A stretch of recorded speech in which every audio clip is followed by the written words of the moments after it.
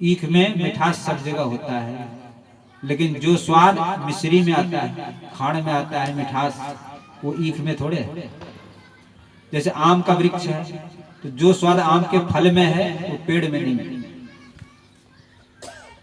दूध में मक्खन सब जगह है, लेकिन मक्खन निकाल के जो स्वाद आता है, अथवा घी उसका निकाला जाता है, तो घी से अनेक काम हो जाते हैं। उसे पूरी पकवान बना लो, कुछ भी कर लो, लेकिन दूध से तो नहीं हो सकता नहीं काम। दूध में पूरी नहीं सेका जाएगा। इसी तरह से भागवत जी सभी शास्त्रों का सार, निचोड़, फल है। इसीलिए भागवत की महिमा है, इसको सुनने से सभी दुख दूर हो जाते हैं, सभी कष्ट दूर हो जाते हैं, सभी मनोकामना पूर्ण हो जाते हैं। जो जीव जैसी इच्छा करता है, भागवत कथा सुनने से सब समस्त इच्छाएं, समस्त कामनाएं पूर्ण हो जाती हैं। कल्प वृक्ष और कामधेनु तो समान चीजें देती है, स्वर्ग की संपत्ति देती है, लेकिन जो भागवत जी हैं, ये तो करोड़ों कामधेनु के समान, करोड़ों कल्प वृक्ष के समान। इससे इस संसार में लौकिक सुख भी मिलता है और पारलौकिक सुख भी। जो जैसी भावना करता है उसको उचित मिलता है। भागवत जी ऐसा कहते हैं,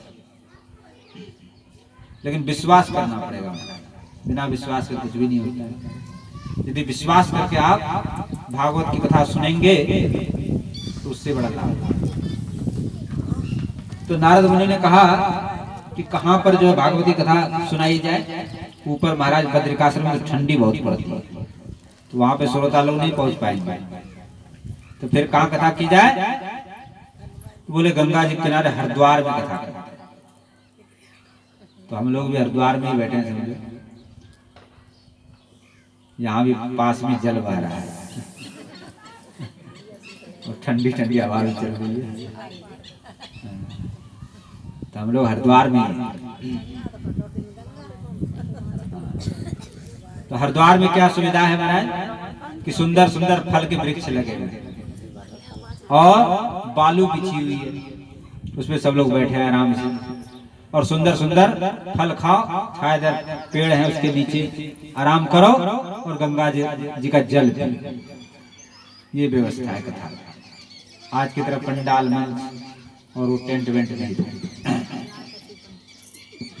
बस एक व्यास गद्दी बना दिया गया, उस पर सनकादिक ऋषि विराजमान हो। अब जैसे ही ये पता चला लोगों को कथा हो रहा है, भागवत की कथा हो रही है, तो जितने बड़े बड़े संत महात्मा ऋषि मुनि सब लोग दौड़ दौड़ के भाग भाग के आने लगे। देवता, ऋषि, मुनि, पर्वत, वन, तीर्थ, व्रत सब वहां पर। तो जहां भगवान की कथा होती, भागवत की कथा होती है, वहां पर सभी तीर्थ, सभी व्रत, दान, पुण्य, सत्कर्म, वन, नदी, पर्वत, देवी देवता सब वहां पर उपस्थित हैं। एक ही जगह सारा काम कर देता है।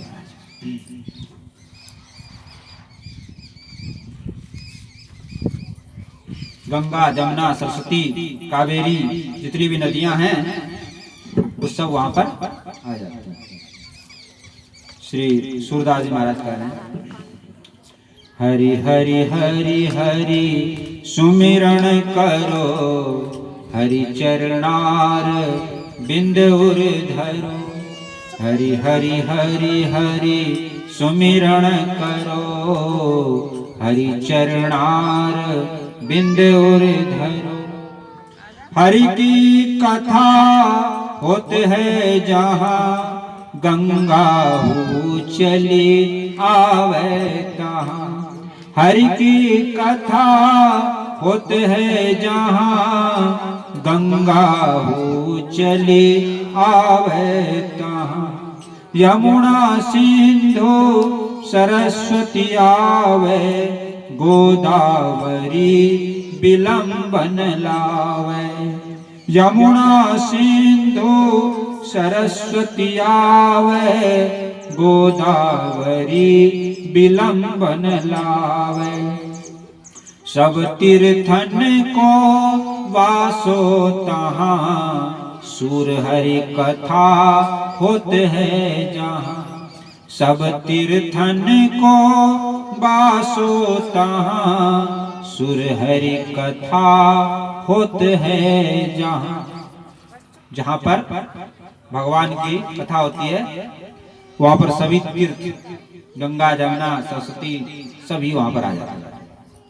जो सप्तपुरी हैं, मथुरा, द्वारिका, जगन्नाथपुरी, द्वारकापुरी, बद्रीनाथ, रामेश्वर, हरिद्वार, जितने सप्तपुरी हैं, जितनी नदियां हैं, जितने भी बड़े बड़े तीर्थ सब वहां पर आ जाते हैं। ये महिमा है भगवान की कथा।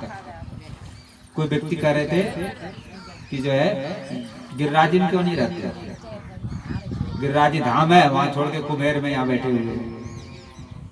अरे जहाँ भगवान की कथा होता है वहीं पर सभी तीर्थ आ जाते हैं। इसीलिए भगवान की कथा कितना महत्व है। और बिना सत्संग के ज्ञान नहीं होता।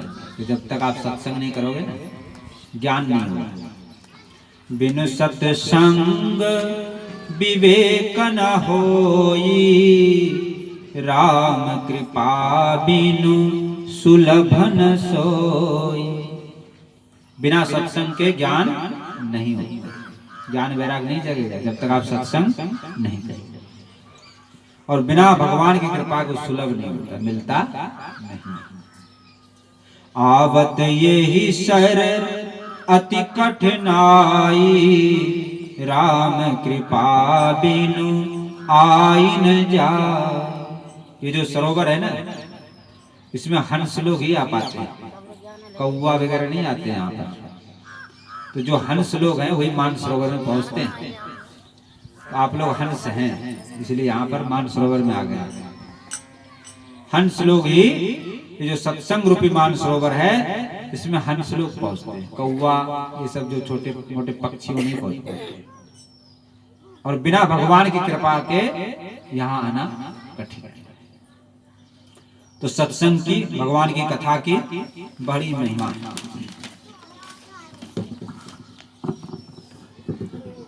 भागे भाग्योदयेन बहु जन्म समर्जितेन, सत्संगमं च लभते पुरुषो यदा वै। अज्ञान हेतु कृत मोह मदांधकार, नाशं विधाय हि तदोदयते विवेकः। सत्संग से क्या होता है? सत्संग मिलता किसको भैया?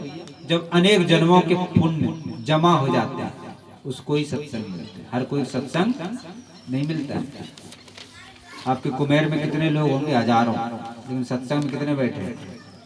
कम ही होंगे।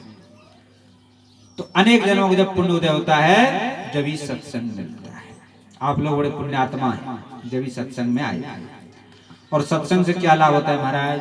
जो अज्ञान है, अज्ञान रूपी अंधेरा मिट जाता है और ज्ञान रूपी विवेक रूपी प्रकाश का उदय होता है। अंधेरे में आप जाओगे कहीं तो क्या होगा? कहीं ठोकर लग जाए, गिर जाओगे। हमारे पंडित जी गए परिक्रमा गिरिराज जी और रात्रि में चल रहे थे, अंधेरे में दिखाई नहीं दिया, जाकर के नहर में कूद गए।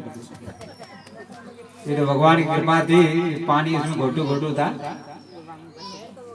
लेकिन पानी बहुत ठंडा था महाराज, तो बर्फ हो गया। तो कुछ वहां पर पड़े थे, ये जो बाजरे के होते हैं पुआल, उसको जलाया जल जाके सब। महाराज अंधेरे में तो ऐसे कूदना पड़ेगा जाके। तो सत्संग में ज्ञान रूपी प्रकाश मिलता है और अंधेरे में जाओगे तो फिर यही हाल है। इसलिए सत्संग हम लोगों को करना चाहिए। और देखो सत्संग से और भगवान की भक्ति से लाभ क्या होता है महाराज, इस विषय पर हम जहां भी जाते हैं वहां जरूर बोलते हैं। सत्संग से भगवान की भक्ति से लाभ क्या है, नहीं करने से हानि क्या है, ये दो विषय पर आप लोग समझ जाए। जो लोग सत्संग करते हैं, भगवान कथा कीर्तन में जाते हैं, मंदिर आदि में जाते हैं, तो उनको भगवान के ऊपर भरोसा रहता है, भगवान की शक्ति उनको मिलता है। देखो ये सूर्य, चंद्रमा, पृथ्वी, आकाश को बनाने वाले, चलाने वाले तो कोई होंगे ना, संचालन करने वाले तो भगवान है। और भगवान कितने शक्तिशाली हैं, जिनके एक एक रोम में करोड़ों करोड़ों ब्रह्मांड उपजते हैं और नष्ट होते हैं।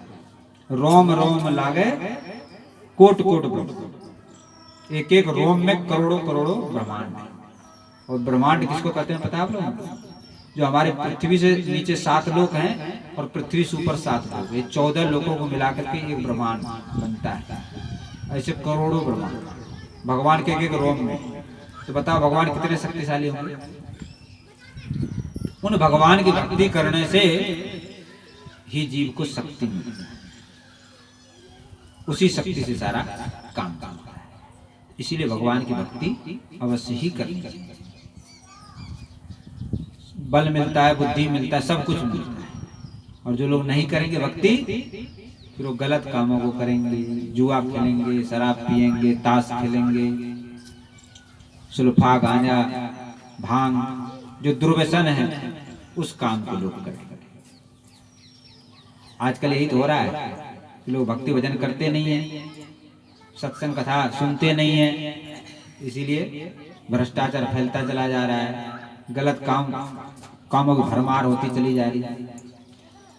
लोग कोई सुखी नहीं है, सबको दुख है। कोई रोग से पीड़ित है, कोई धन से पीड़ित है, तमाम तरह के झंझट, केस मुकदमा से पीड़ित है। इस तरह से सभी दुखी हैं। तो सुखी कौन है? जो भगवान की भक्ति करे वही सुखी है। कबीरा सब जग निर्धना, धनवंता नहीं कोई, धनवंता सोई जानिए, जप राम नाम धन हो। तो संसार में सुखी वही है जिसके पास राम नाम रूपी धन है, वही सुखी हो सकता है, बाकी सब दुखी दुखी। इसलिए आप लोग भी सुख चाहते हो तो भगवान की भक्ति। सत्संग से सुमति मिलता, सुंदर बुद्धि। जहां सुमति तहां संपत्ति नाना, जहां कुमति तहां विपत्ति निदान। जहां सुमति मतलब है ना सुंदर बुद्धि। और सुंदर बुद्धि कहाँ मिलेगा महाराज? जब सत्संग में जाओगे, संत महात्मा के पास जाओगे, जब ही सुंदर बुद्धि मिलेगी, नहीं तो सुंदर बुद्धि नहीं मिलेगी। घर में और समाज में जाओगे तो बिना गाली की बातें नहीं करते, हर एक सेंटेंस, हर एक वाक्य एक एक गाली चलती है। बताओ बच्चे क्या सीखेंगे? मैया बाप गाली दे रहे हैं तो बच्चे भी गाली सीखेंगे बचपन से। गलत कामों की शिक्षा स्वयं दे रहे हो तो कहते हो बच्चे को सुधार हो जाए, कैसे सुधरे? तो ये सब ज्ञान प्राप्त होता है सत्संग में जाने से। इसलिए सत्संग की बड़ी महिमा है।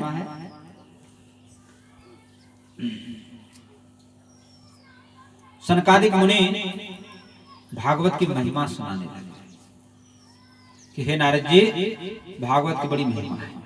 और ये जो भागवत कथा है ना, हमेशा सुनना चाहिए। 7 दिन सुनने का विधान क्यों किया गया? इसलिए किया गया कि लोगों के पास इतना समय नहीं है, इसीलिए 7 दिन का विधान किया गया। वैसे तो आप प्रतिदिन भागवत पढ़ सकते हैं, सुन सकते हैं, ऐसा नहीं कि 7 दिन में सुनना है, ऐसा कुछ। भागवत का 2 विधान है। एक तो है विधि विधान पूर्वक जो 7 दिन में कथा होती है, अनुष्ठान जिसको बोलते हैं, उसमें तो सारा विधि विधान करना पड़ेगा। लेकिन एक प्रेम से सुनना, उसके लिए कोई विधान नहीं। उसको किसी मास में सुन सकते हो, किसी भी समय सुन सकते हो, दिन में सुनो, रात में सुनो, दोपहर में सुनो, कोई विधि विधान की जरूरत नहीं। लेकिन देखो प्रभु कृपा से समय अपने आप से आ गया। माघ मास आ गया, माघ मास भागवत कथा के लिए सर्वोत्तम माना जाता है। तो माघ मास अपने आप से आ गया। और भागवत जी को महात्म्य सुना रहे हैं, अलग से नहीं सुना रहे हैं कुछ, कि भागवत जी का महात्म ही है। तो माघ मास का सुंदर अवसर और भागवत की कथा भी हो रही है। तो भागवत एक कथा नहीं, सत्संग है। देखो भागवत कथा में बहुत खर्चे होते हैं, यहाँ तो कोई खर्चा काम ही नहीं है। जो हो रहा है हम ही झेल रहे हैं, हम ही माइक में से लड़ रहे हैं और साउंड से लड़ रहे हैं, हम ही लगा रहे हैं, हम ही बजा रहे हैं, सब काम स्वतः ही करना पड़ता है। तो ये जो है निस्वार्थ भाव से, निष्काम भाव से भगवान में प्रीति के लिए किया जाता है। संसार को रिझाना नहीं है। संसार को रिझाने के लिए बहुत सी वस्तुएं चाहिए, तो हमें संसार को नहीं रिझाना है, हम तो भगवान को रिझाने के लिए आते हैं। और भगवान को रिझाने वाले लोग कम ही होते हैं, संसार को रिझाने वालों को भरमार है, लेकिन भगवान को रिझाने वाले लोग कम होते हैं। हमारा तो उद्देश्य भगवान रिझाओ, संसार को रिझाने से क्या मिलने वाला है, कुछ भी नहीं। इस तरह से ये भागवत सत्संग, इसका नाम है सत्संग। इसमें तो केवल प्रेम से भागवत सुनना है और भगवान का नाम का कीर्तन करना। प्रसंग आ गया तो एक बात और बता देता हूं। भगवान की भक्ति में जो सहायता करता है, सहायता करने वाले को भी फल मिलता है। जैसे आप कथा में आ रहे हैं तो दूसरों से भी कहो कि बहुत सुंदर कथा हो रही है, आप लोग सुनने चलो। तो यदि कोई आ गया आपके साथ तो उसका पुण्य आपको भी मिलेगा। और कोई कथा सुनने आ रहा है और कोई रोक रहा है, बाधा डाल रहा है, तो उसको पाप लगेगा। यहाँ तक कहा गया है कि भगवत कथा, कीर्तन, तीर्थ व्रत, दान पुण्य करने में जो रोक लगाता है, बाधा डालता है, उसको महाराज प्रेत बनना पड़ता है। और प्रेत सबसे बुरा योनि है। 1000 वर्ष की आयु होती है प्रेत, और उसका मुंह होता है सुई के तरह, न तो खा सकता है, न पी सकता है, न हवा ले सकता है, और हमेशा कांपता रहता है, हाँफता रहता है। फिर कैसे खाता पीता है? दूसरे के शरीर पे आवेशित होकर। जो लोग अशुद्ध रहते हैं, भगवान की भक्ति नहीं करते हैं, उल्टे सीधे खान पान करते, उनके ऊपर सवार होता है। वैष्णव के ऊपर, भक्त के ऊपर दूर से भाग जाएगा। जिसके गले में कंठी, तुलसी जी कंठी है, जो भगवान का नाम जप करता है, भूत प्रेत तंत्र मंत्र ग्रह नजर दूर से ही भाग जाता है, छाया भी नहीं आएगा उसका। तो किसके ऊपर आते हैं? जो अशुद्ध रहते हैं, भगवान की भक्ति नहीं करते, उनके ऊपर। एक बार महाराज भूत प्रेत भगवान के पास पहुंच गए। बोले महाराज, हम भी आपकी सृष्टि में हैं, बड़े दुखी हैं, खाने पीने कुछ मिलता नहीं, बड़े परेशान हैं, हमारे लिए कुछ व्यवस्था कर दीजिए। तो भगवान ने कहा ठीक है, जो हमारा भजन नहीं करे, स्मरण नहीं करे, उसके ऊपर सवार हो जाना जाता। और फिर उससे खाए।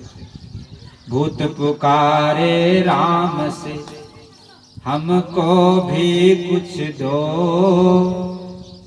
जो हमको सुमिरे नहीं, मारो कूटो लो। भगवान ने कहा जो हमको नहीं स्मरण करे, उसको खूब मारो कूटो लो। इसलिए यदि आप भूत प्रेत ग्रह नक्षत्र से बचना चाहते हो तो भैया भगवान की भक्ति कर लो, अपने आप बच जाओ।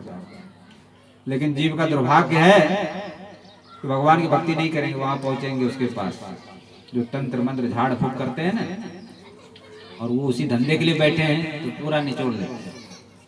इसको तो ये लगा है, उसको वो लगा है। आप पहुंच जाओ, जाकर के नहीं होगा तो भी बता देना, अरे भगवान का नाम लो, उससे सब अपने आप दूर हो जाते हैं, काहे चक्कर में पड़े। इस तरह से तो भगवान की कथा हमेशा ही सुनना चाहिए। सदा सेव्या श्रीमद् भागवती कथा, यस्या श्रवण मात्रेण हरिश्चित्तं समाश्रयेत्। श्रीमद् भागवती कथा हमेशा ही सुननी चाहिए, हर समय सुननी चाहिए, सुनते ही रहना चाहिए। इस तरह से भागवत की महिमा सुना रहे थे सनकादिक मुनि।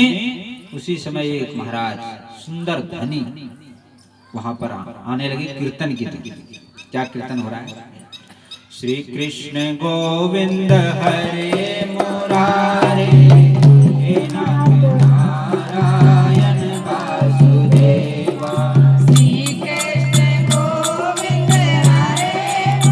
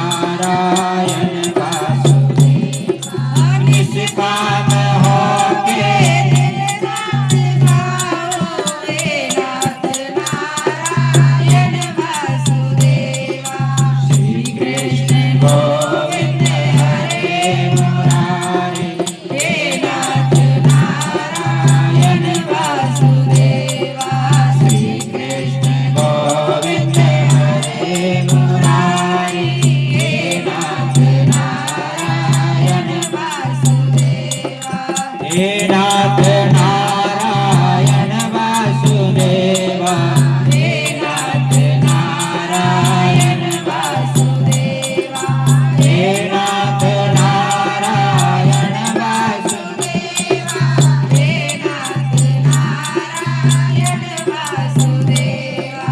श्री कृष्ण गोविंद हरे मुरारी, हे नाथ नारायण वासुदेवा, श्री कृष्ण गोविंद हरे मुरारी, हे नाथ नारायण वासुदेवा। बोलो श्री लक्ष्मी नारायण भगवान की। कीर्तन की ध्वनि करते हुए वहां पर उस कथा मंडप के बीच में ज्ञान, वैराग और भक्ति तीनों नाचते हुए प्रकट। अब सभी लोग पूरा ताकत भीड़ भरा हुआ, सब लोगों ने पूछा ये बीच में कहां से आ गया? तो सनकादिक ऋषियों ने कहा कि अभी अभी भागवत जी की महिमा जो बता रहे थे उसमें से। तो भागवत जी की महिमा ऐसी महाराज केवल अभी महात्म्य ही हो रहा है और उसी से वहां पर ज्ञान, भक्ति, वैराग प्रकट।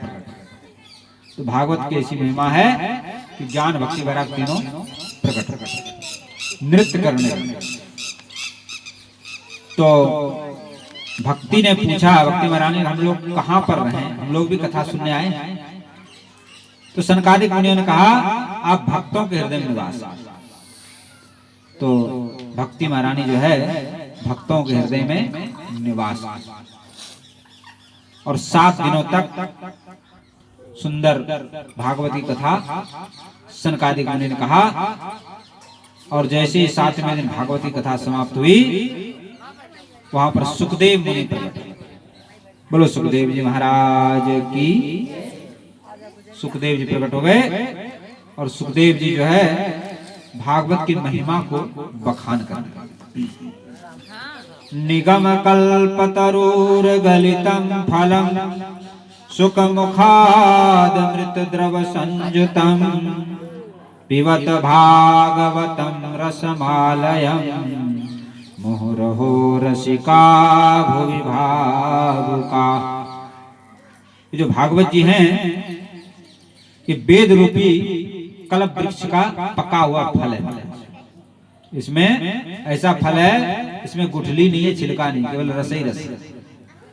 ऐसा भागवत। ऐसा जब बखान कर रहे थे उसी समय वहां पर भगवान प्रकट हो गए। बोलो भक्तवत्सल भगवान की। भगवान जब आ गए तो भगवान के जो भक्त हैं उद्धव, बलि, प्रहलाद, ध्रुव और भी अनेकों भक्त साथ में आके प्रकट हो गए। भगवान को प्रकट देख करके सभी भक्तों ने जय जयकार किया, शंख ध्वनि की, और महाराज भगवान को ऊंचे सिंहासन पर बैठा दिया। और ऊंचे सिंहासन पर बैठा करके सब लोग कीर्तन करने लगे भगवान का जोर जोर से, क्योंकि भगवान किससे रिश्ते महाराज? कीर्तन से। भगवान स्वयं कहते हैं नाहं बसामि वैकुंठे योगिनां हृदयेन च मद्भक्ता यत्र गायन्ति तत्र तिष्ठामि नारद। भगवान स्वयं कहते हैं हे नारद जी, मैंने तो वैकुंठ में वास करता हूँ, न ज्ञानियों के हृदय में, न योगियों के हृदय में, फिर कहाँ निवास करते हैं आप? तो जहां भक्त लोग मेरा कीर्तन करते हैं, कीर्तन करके मग्न हो जाते हैं, भाव विभोर हो जाते हैं, वहां पर मैं निवास। तिष्ठामि मैंने ठहर जाता, रहता नहीं हूं, ठहर रुक जाता हूं। तो भगवान की ऐसी महिमा। तो सब लोग महाराज कीर्तन करते हैं भगवान। तो भगवान, क्योंकि भगवान कीर्तन से ही प्रसन्न होते हैं। बोल हरि बोल हरि हरि हरि बोल, केशव माधव गोविंद बोल। बोल हरि बोल हरि हरि हरि बोल, केशव माधव हरि हरि बोल। बोल हरि बोल हरि हरि हरि बोल,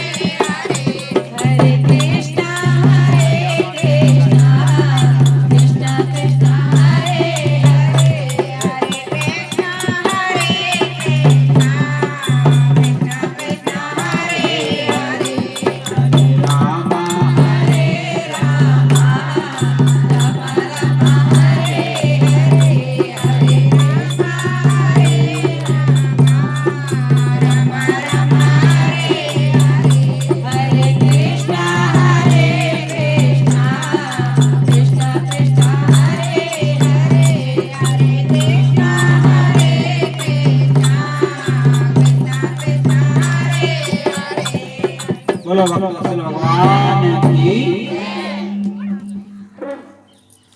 तो भगवान जो है बड़े महाराज प्रसन्न हो। जब सब भक्तों ने मिलकर के जोर जोर से हरि कीर्तन किया तो सब बड़े प्रसन्न, भगवान बड़े प्रसन्न हो गए और भक्तों से कहा कि कोई वरदान मांगो। तो भक्तों ने कहा कि महाराज एक ही कृपा करो, जहां भी आपकी कथा कीर्तन हो वहां पर आप अपने परिकरों सहित अवश्य पधारें। भगवान का एक मस्त, जहां भी हमारी कथा कीर्तन होगी मैं वहां पर अवश्य ही आऊंगा। आज भी जहां पर भगवान कथा कीर्तन होता है तो वहां पर भगवान अपने भक्तों के सहित, परिकरों के सहित, पार्षदों के सहित आज भी आते हैं। आज यहाँ भी भगवान उपस्थित हैं।